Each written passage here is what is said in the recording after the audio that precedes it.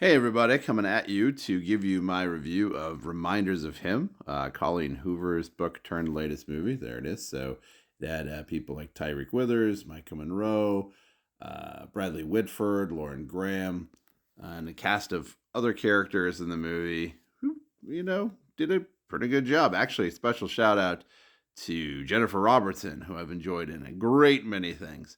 I thought for the few scenes she had in this movie, captivating. If you're out there, Jennifer Robertson, I was I was entranced. Um, the way you played your character, just God, it was from the very beginning, giving away kittens. I mean, I felt like, gosh, I can't pay rent in this place, but I'll take a kitten. Great job.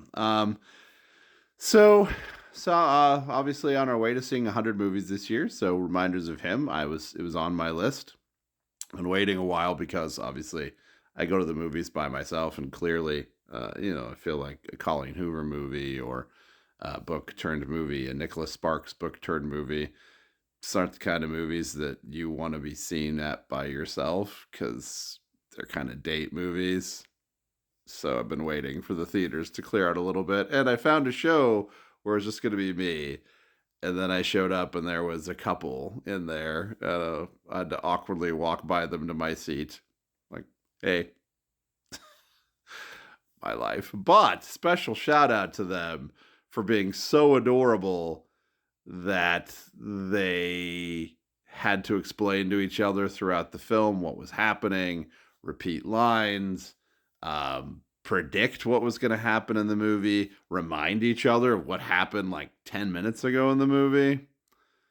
At first I was like, hey, this is kind of annoying, but they were kind of a older couple. And then I thought by the middle of this, I'm like, oh, maybe I'm enjoying this. And then by the end, I was like, you know what? This is kind of adorable. They're taking care of each other. Like, hey, he's like, what happened? What did she say? And then she'd tell him. And then he'd be like, but doesn't that? And then they'd ask questions. And I'm like, hey, maybe I have the same questions. And who am I to judge? There's just three of us in here. Anyway, talking about the movie. You know what? It's not a bad movie. Um, it is, I think, what you'd expect from the Colleen Hoover book movie. Like I said, a Nicholas Sparks book turned movie. You kind of know where stuff is going. It's comfort food, right? At one point in the film, they talk about wanting to get some meatloaf and mashed potatoes in a flashback. And I thought, that's what these movies are. They're meatloaf and mashed potatoes. It's the same reason we're drawn to Hallmark Christmas movies every year. We kind of know what's going to happen. We kind of and digest what's going to happen. And we're like, you know what? This is satisfying. It's just, sorry. It is what it is. And in a world of instability, these movies give us a little bit of stability and kind of predictiveness. And then you get to just kind of exist in them. And I thought everybody in the movie did a really great job. Bradley Whitford, nice. Always good. Lauren Graham, there's a scene in the movie in the kitchen towards the end of the film. Lauren Graham, just a range of emotional range. If that's a whole thing, I'll say it is. That she does terrific. As a grandmother struggling to hold on to her granddaughter and keep the woman she think murdered her son away from her granddaughter. Great job. I mean, I got nothing bad to say about the film. The one thing I would say is,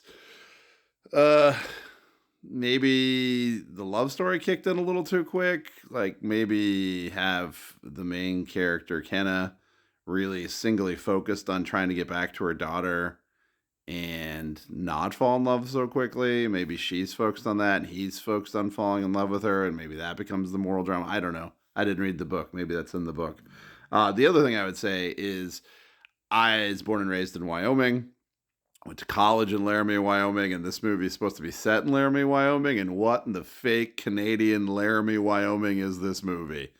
I was like, whoa, why is this nestled directly in the middle of the Canadian Rockies? Yes, the mountains and Laramie are in the distance in the snowy range, but the pine trees everywhere. There's like, come on, come on.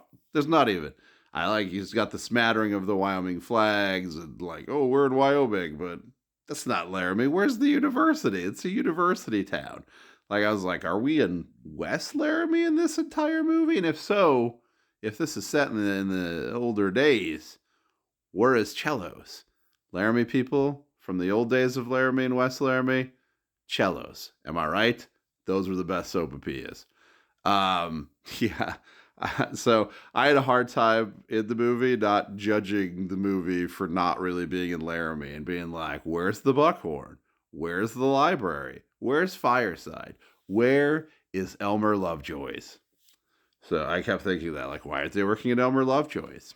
Anyway, um, I like their version of Canadian Wyoming, but it definitely wasn't Laramie. So if you are a person who's like, hey, I want to go visit all these places she was at in Laramie, you're going to be surprised at just how collegey town Laramie is.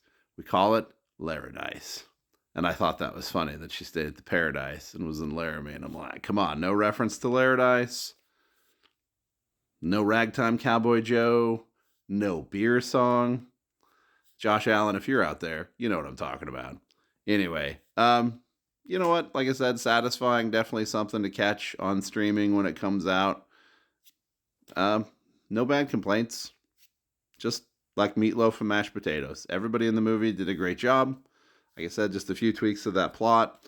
And I'll tell you, I'm not going to lie that I wasn't digging the ride by the end and got swept up with the emotion. Did I have to hide my face in my shirt? Yes, I did. All right. So, reminders of him, meatloaf and mashed potatoes. See you all the next